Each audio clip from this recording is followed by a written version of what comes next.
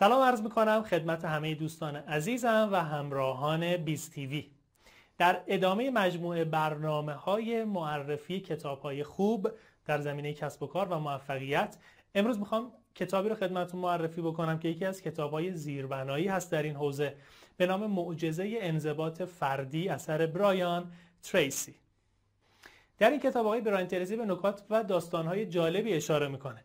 به عنوان مثال داستان آقای کاپکامایر رو براتون تعریف میکنه که ایشون بیش از 50 سال از عمرشون رو صرف کردن تا 1000 تا فاکتور مؤثر در کسب و کار و موفقیت رو پیدا بکنن و در انتهای همه یافته هاشون آقای کاپکامایر میگن که به نظر ایشون بزرگترین فاکتور در موفقیت دستیابی به انضباط فردی هست و اینکه شخص بتونه خودش رو مجبور بکنه تا کارهایی که در زمینه موفقیت و پیشرفت لازمه رو انجام بده.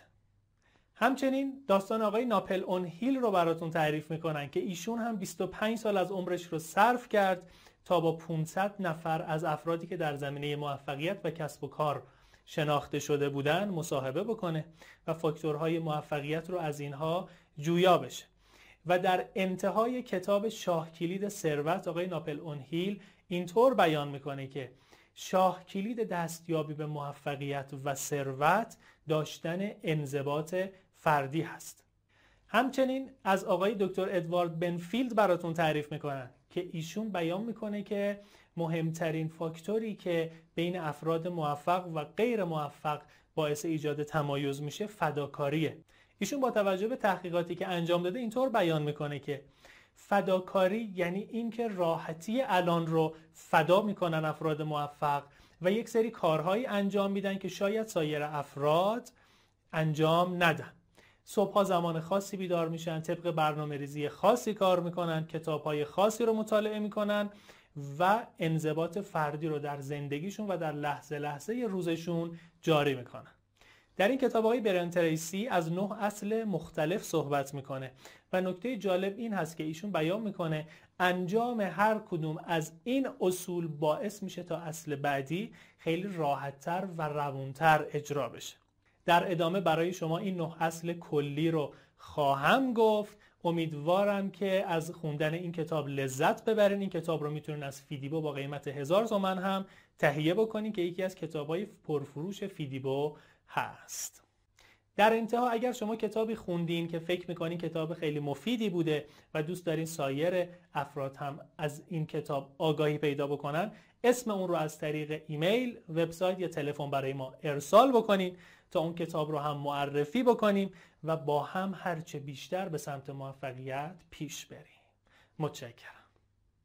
خب دوستان عزیزم در خدمتتون هستم با معرفی سرفصل‌های کتاب معجزه انضباط فردی. فصل اول در زمینه درست فکر کردن هست. برایان تریسی در این فصل برای ما بازگو میکنه که چقدر درست فکر کردن مهمه و چقدر تعداد افرادی که زمانی رو برای فکر کردن قرار میدن در شبانه روز کم هست. به قول برایان تریسی بیشترین حقوق رو در هر سازمان واحدی دریافت میکنه که واحد متفکر هست، واحدی هست که فکر میکنه و برنامه ریزی میکنه و میخواد بگه که چقدر فکر کردن مهمه و هر کسی که در زمینه کسب و کار هست برایان تریسی این پیشنهادو براش داره که حتما در شبانه روز باید 20 تا 25 دقیقه صرفاً بگذاره برای اینکه فکر بکنه به کارش، به کلیات کارش، به جزئیات کارش و ببینه الان کجای مسیر قرار داره، کجا رو تا حالا درست رفته، کجا رو اشتباه رفته و یک ویوی از بالا روی کل پروسه کاریش داشته باشه. فصل دوم در زمینه برنامه‌ریزی روزانه هست. خب کسی نیست که هنوز پی نبرده باشه به این موضوع که چقدر برنامه‌ریزی روزانه میتونه در بهره‌وری طول یک روز اثر مثبت داشته باشه. در این قسمت برایان تریسی یک مثال جالب میزنه و اون این که میگه فرض کنید اگر شما الان 10 میلیون دلار پول به دست بیارین و در عین حال بریم پیش دکتر و دکتر بگه شما یک بیماری دارین که فقط 10 سال زنده هستین و بعد از این 10 سال میمیرین، چطور میتونین برنامه ریزی بکنین روزهاتون و اوقاتتون رو که بتونین بهترین بهره‌وری رو داشته باشین؟ برایان تریسی در مورد اهمیت داشتن یک دفترچه حرف میزنه که چطور یک دفترچه که همیشه همراه شما باشه میتونه توی کارها بهتون کمک بکنه. و کلا من پیشنهاد میکنم این قسمت که در زمینه برنامه‌ریزی روزانه هست و خیلی با دقت مطالعه بکنید. خیلی بخش مهمیه و مثالهای جالبی در این قسمت وجود داره. فصل سوم در زمینه مدیریت روزانه هست و برایان تریسی در این فصل مثال جالبی که میزنه اینه که میگه شما هر 1 دقیقه‌ای که در روز بر روی کارتون فکر بکنید و برنامه ریزی بکنید 10 دقیقه موجب ایجاد صرفه‌جویی در زمانتون میشه. و بعد مثال میزنه که اگر این 1 دقیقه رو مدام تکرار بکنی و به صورت عادت در بیارین چه تاثیرات مثبتی میتونه توی زندگی و کار شما داشته باشه. و کلا برایان تریسی میگه برنامه ریزی طبق تحقیقاتی که انجام شده بازده فرد رو بین 25 تا 50% افزایش میده. همچنین در این فصل در زمینه قانون 80-20 هم صحبت میشه و همچنین اون سیستم اولویت بندی برایان تریسی که توی کتاب قورباغه را قورت بده هم راجبش صحبت کرده در این فصل صحبت میشه. فصل 4 عنوانش جرأت هست و برایان تریسی منظورش از این عبارت این هست که ما چطور میتونیم خودمون رو مجبور کنیم به کارهایی که باید انجام بدیم. چون خیلی از افراد که صحبت میکنن و ما بیرون میشنویم این هست که برنامه‌ریزی دارن و میدونن چه کاری باید انجام بدن و همه اینها رو میدونن، فقط خیلی از افراد روی این نقطه ضعف دارن که نمیتونن خودشون رو مجبور به انجام دادن کاری بکنن. یعنی برنامه‌ریزی داشته باشن به صورت منظم و خودشون رو مقید بکنن که در این زمان بتونن این کاری که خودشون میدونن درسته و در راستای اهدافشون هست رو انجام بدن.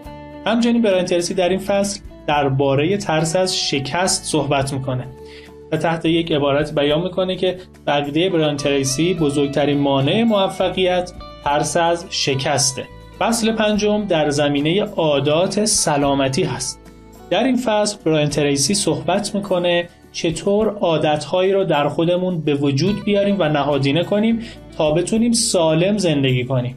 برایان تریسی مثالی که میزنه اینه که در کشور امریکا میانگین طول عمر 80 ساله، یعنی اینکه 50% از مردم زیر 80 سال عمر میکنن و 50% از مردم بالای 80 سال. و نکاتی رو بیان میکنه که چطور یک انسان میتونه با رعایت اونها عمر بیشتری داشته باشه و از همه مهمتر در طول عمرش از سلامتی برخوردار باشه. فصل 6 در زمینه پسنداز و سرمایه گذاری هست که خیلی برایان تریسی روی این قضیه تأکید داره و میگه یکی از مهمترین هدفهای هر فرد که میخواد به استقلال مالی برسه اینه که در زمینه پسنداز و سرمایه گذاری بتونه متبحر بشه و این سیستم رو استفاده کنه. اگر دقت بکنی میبینین که این قضیه ضعف خیلی از افراد هست که به صورت سیستماتیک و سازماندهی شده برنامه‌ای برای پسنداز و سرمایه گذاری ندارن. برایان تریسی میگه من با انسانهای زیادی کار کردم و خصوصیت مشترک بسیاری از این انسانها که از لحاظ مالی مستقل شدن این بوده که از قرض کردن بیزار بودن.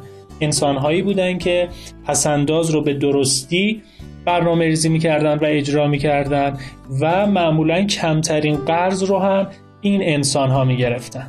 فصل 7 در زمینه سخت کوشی هست و در این فصل برایان تریسی صحبت میکنه که چطور سخت کوشی عاملی هست که قبل از استعداد بالا یا سرمایه بالا اینها قرار میگیره و بسیار مهمتر از همه این موارد هست. سخت کوشی عاملی هست که میتونه سایر عوامل رو کنار بزنه و ایشون میگه طبق تحقیقاتی که انجام گرفته اکثر میلیونرها و افرادی که به موفقیت‌های مالی دست پیدا کردن به مدت چندین سال به قول ایشون هفته‌ای 60 ساعت حدوداً کار میکردن و این خب زمان زیادی هست و نشون میده افرادی که میخوان به موفقیت‌های مالی در زندگیشون برسن باید فاکتور سخت کوشی رو حتما در خودشون داشته باشن.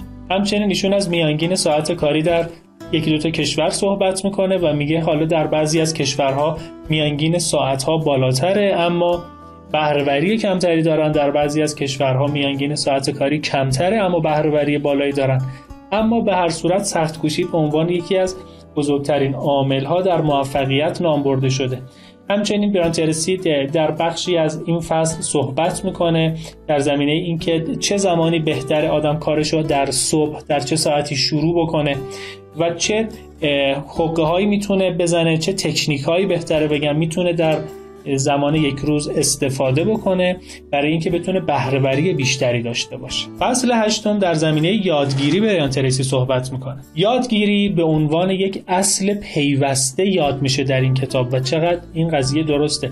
بسیاری از افراد بعد از اینکه دوران به قول معروف مدرسه و دبیرستان و بعد از دانشگاه رو هم طی میکنن فکر میکنن یادگیری دیگه تموم شده، در صورتی که یادگیری یک موضوع پیوسته است و انسان دائما باید در حال یادگیری باشه تا بتونه روز به روز خودش رو بهتر بکنه، خودش رو بسازه و بتونه خیلی بهتر به سمت موفقیت پیش بره. همچنین برایان تریسی در این فصل یک برنامه میده که اگر هر شخص بتونه روزی حالا 1 ساعت مطالعه داشته باشه، در ماه چقدر میتونه داشته باشه و چند کتاب میتونه در سال بخونه. حالا این 1 ساعت بسته به شرایط کاری فرد میتونه کمتر یا بیشتر بشه. همچنین در زمینه فایل‌های صوتی خیلی تاکید داره و مثال‌هایی میزنه از اینکه اگر یک شخص به طور میانگین x ساعت در روز رانندگی میکنه، در 1 ماه و در 1 سال اگر به این فایل‌های و کتاب‌های صوتی گوش بده چقدر میتونه به دانش خودش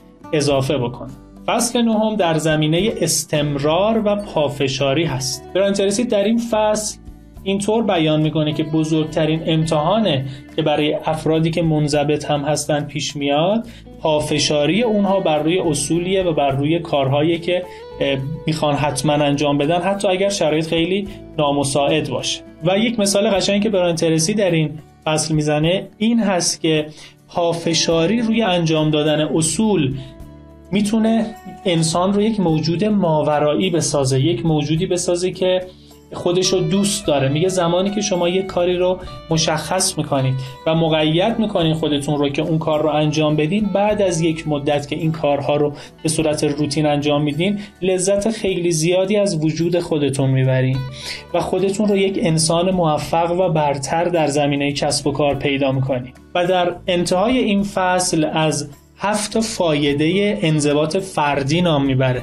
که اگر شخصی بتونه با استفاده از تکنیک هایی که حالا برایان تریسی یا سایرین در کتابشون گفتن بتونه انضباط شخصی رو در خودش نهادینه بکنه، چه فوایدی داره که در این فصل هم برایان تریسی به 7 از اون فواید میپردازه. امیدوارم دوستانی که این فایل رو دیدن و گوش دادن اگر دیدن این کتاب براشون مثمر ثمر و مفید هست بتونن این رو تهیه بکنن. این کتاب در فیدیبو هم موجوده و امیدوارم بتونین از این کتاب استفاده بکنین. شما رو به خدا میسپارم تا معرفی کتاب بعدی.